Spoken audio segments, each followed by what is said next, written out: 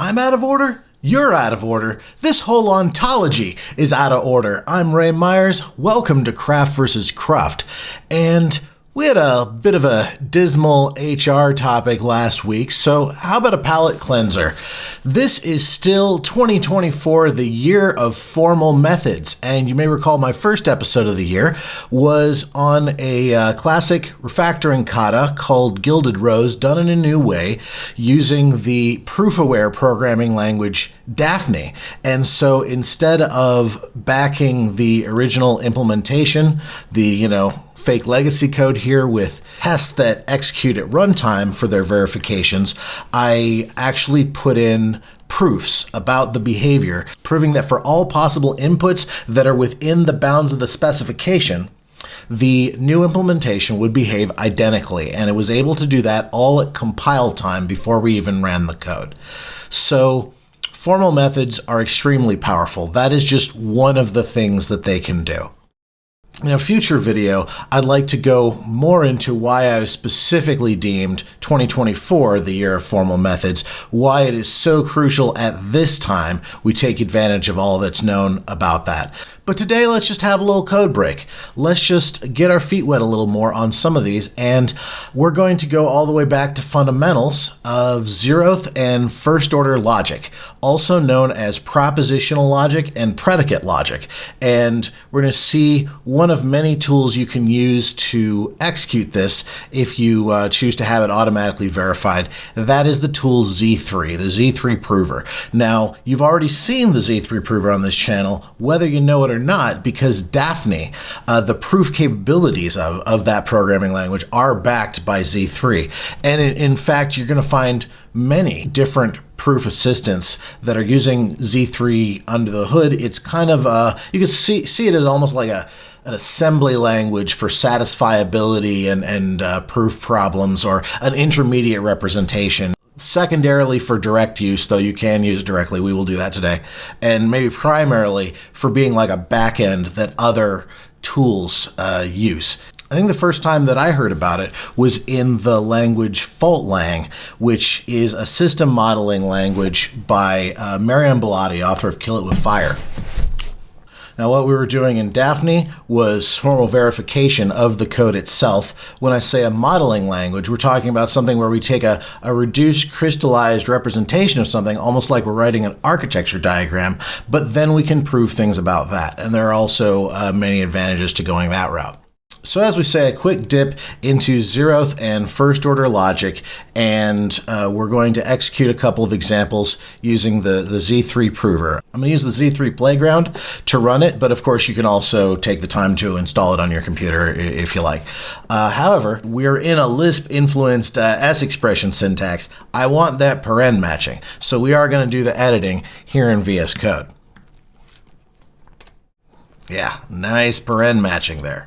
So zeroth order logic is kind of a strange word to say out of context.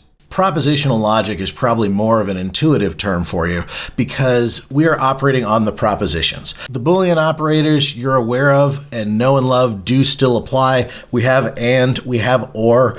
We also have implies arrow, which you can make out of other Boolean operators, but it's simpler to have, and you make quite a lot out of that. If you ever took a philosophy class, you might have heard the sort of classic syllogism they express in probably either zero or first order logic is all men are mortal, Socrates was a man, therefore Socrates was mortal.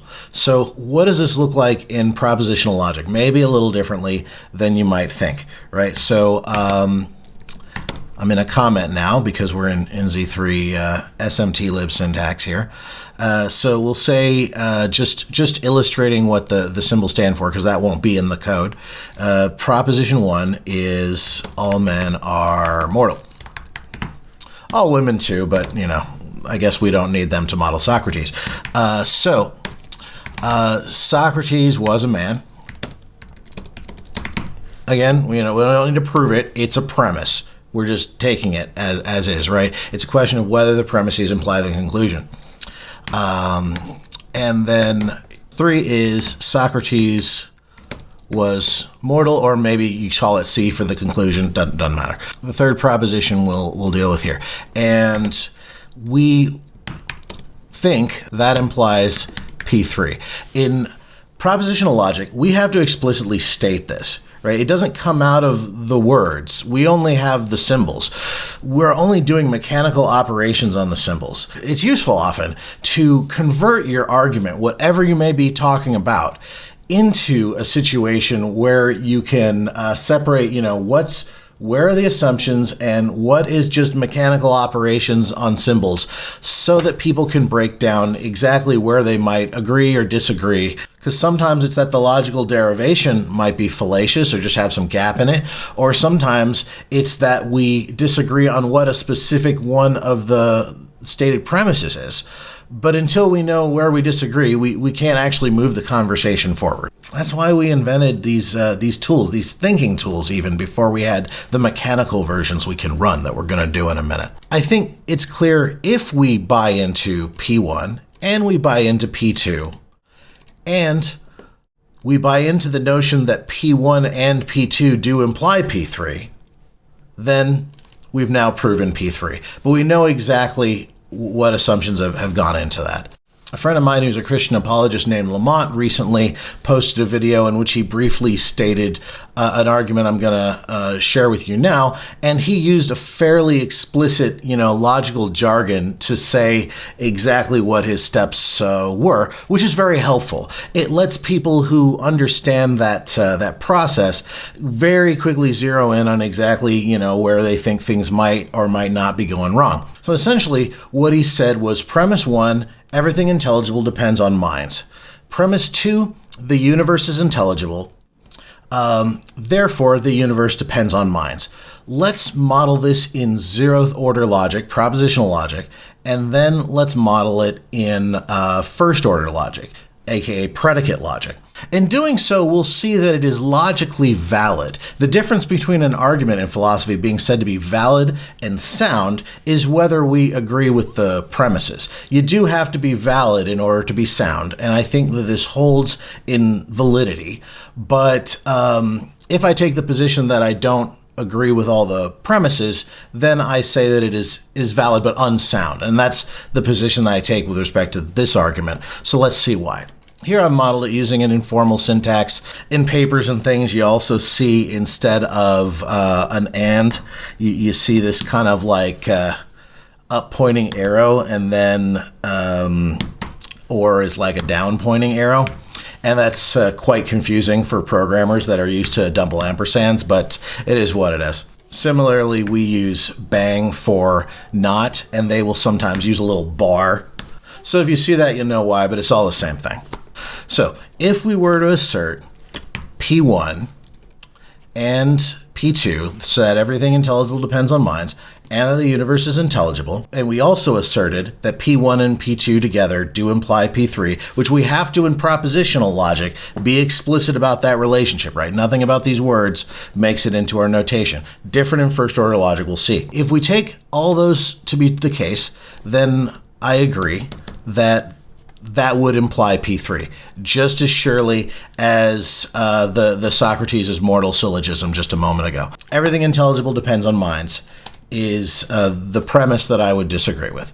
And I think that what's gone wrong here, and again, breaking down the steps makes it super easy to zero in on this.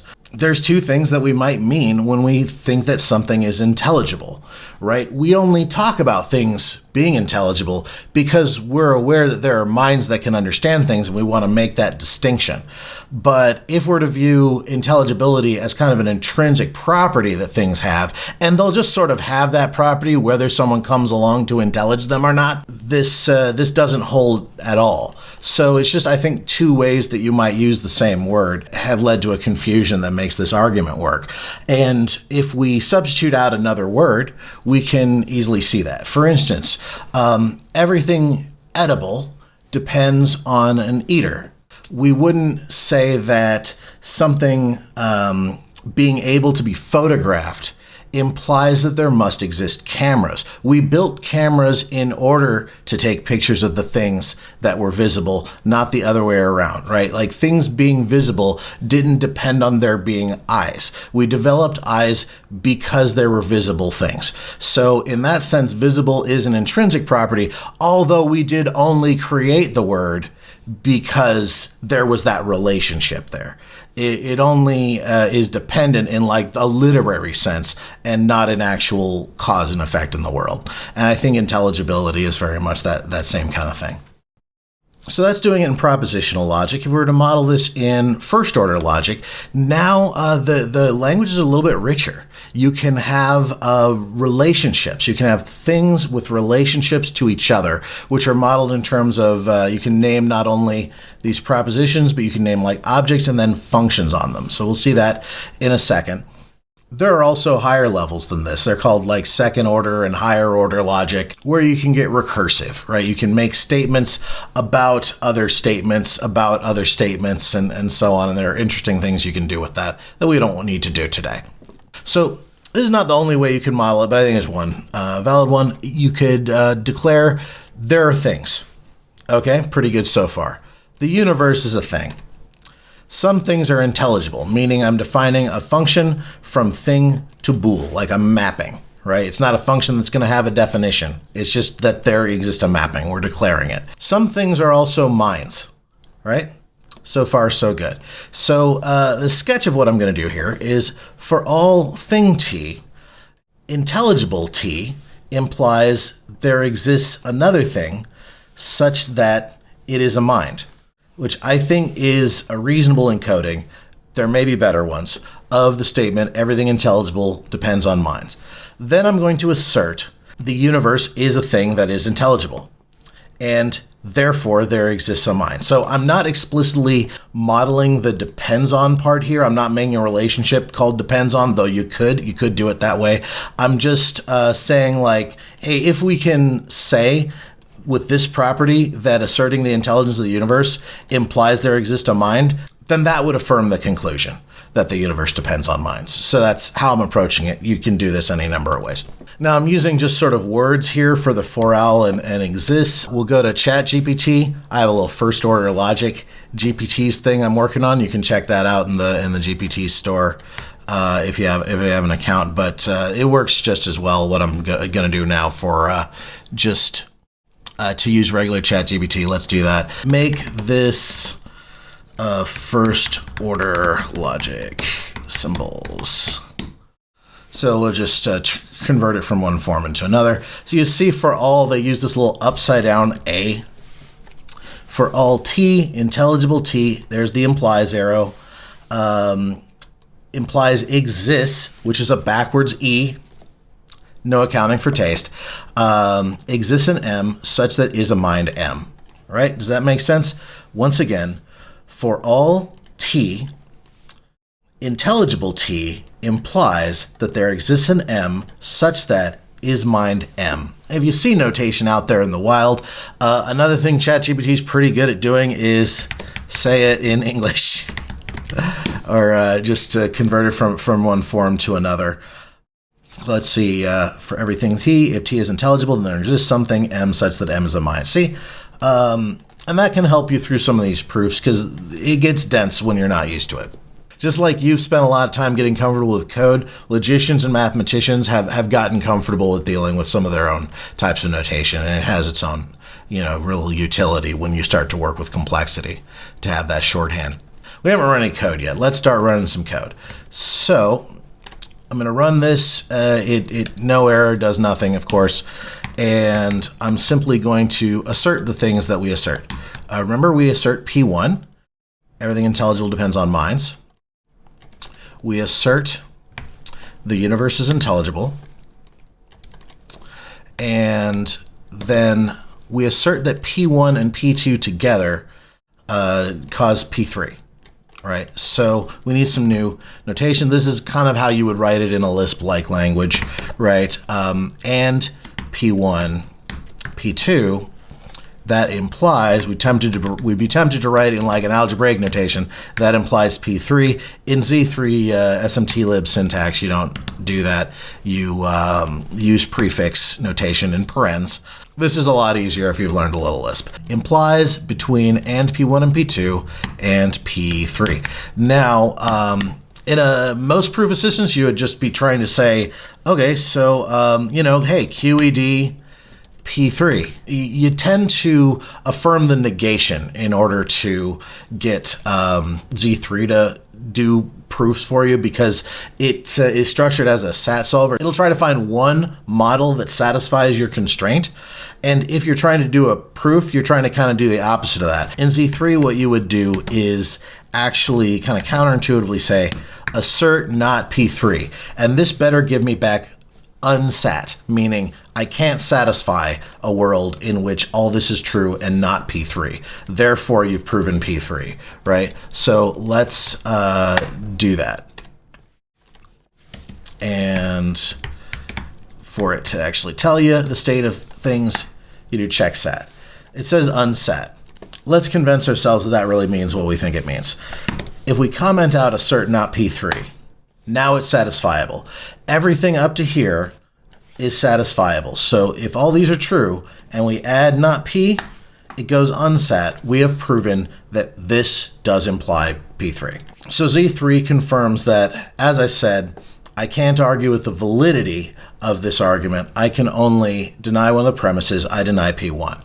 So that was a little warm up. Let's do it in first order logic where there are predicates. And this will be a little bit more tricky, but we already know this is the main thing we have to encode. So we've declared that there is a sort called a thing, which is like a type. We've declared that there is something U, the universe, which is of sort thing, of type thing, if you like.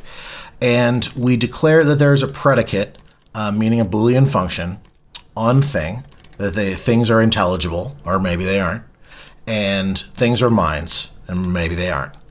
So, in order to assert this relationship, which corresponds to P1, we could do assert, and we have, just like they have the upside down A and math papers, we have our for all, and it takes arguments. So for all T of thing, intelligible T, and we'll open the implies. Intelligible T implies that there exists M thing, which is mind M holds. All right, so one more close, paren. Let's see if this will even compile. We haven't completed the proof yet. All right, it'll run, it'll satisfy, so great. Now we want to assert that we've already said that there is U, so let's assert intelligible U. Does that work? Yes, still satisfiable. So my conclusion then would be that these two assertions imply that there must exist a mind. So because that's the conclusion, let's try and satisfy its negation. And if that returns unsat, we'll know the proof is complete. So assert exists M thing such that is mind M.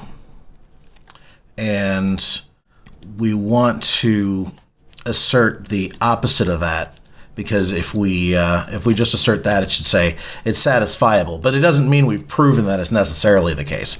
To complete the proof, we have to say assert not that and then get unsat out of it, right? Okay, great. So now we can poke at it. We say, so there definitely exists a mind if something being intelligible implies there exists a mind and the universe is intelligible. That's true. But what if the universe isn't intelligible? Now we can satisfy there not always being a mind in that situation. Or let's say the universe is intelligible, but as I contend, this premise doesn't hold, right? Then again, it goes back to sats. So we can see exactly under what circumstances this it definitely holds or definitely doesn't. So proof assistants are really fun to play with as especially proofs get longer, because you can take individual propositions out and in and see, what that implies about other stuff. So previously in the Dafny episode, you saw how formal methods can help us reason about a specific implementation of code. And now we've looked over how formal methods, whether using a proof assistant you actually run or just the notation itself, can help us reason and communicate more clearly about just sort of any topic we might have an opinion about. As well, these things meet in the middle. We have many beliefs and assumptions about large software systems, and we can use formal methods also to model and reason about those. The value we get out of this is not limited to the code that we can line by line prove, right? We can get a lot of juice out of it if we're just willing to embrace the feedback loop of modeling something. I mentioned Marianne Bellotti. Someone else who's very active in the space of showing how formal methods can be used in practical software engineering is Hillel, and he has a series called Let's Prove Left Pad, which indirectly is how I discovered Dafny. As it happens, Marianne has an interview with Hillel in her podcast. Marianne Writes a Programming Language, which is just an amazing listen. And she has a quote from that episode that struck me the other day as I re-listened. It really reflects the change in thinking I've had over the last couple of years with respect to modeling. You even think about an architecture diagram or any other kind of model. Sometimes we discount these things, saying that the map is not the territory, or that it would take just an incomprehensible amount of energy to accurately model everything and prove everything. But the fact is, when we think and when we communicate, we're modeling. And getting better at doing that has real value. Even if we understand we have to correct our model sometimes, and to communicate better when we understand that actually two people were modeling the situation in different ways. I see, a great amount of potential here. Hope you've enjoyed. Leave a comment, subscribe, let me know what you'd like to hear about. And as Lao Tzu said, with patience, the most tangled cord may be undone. Thank you.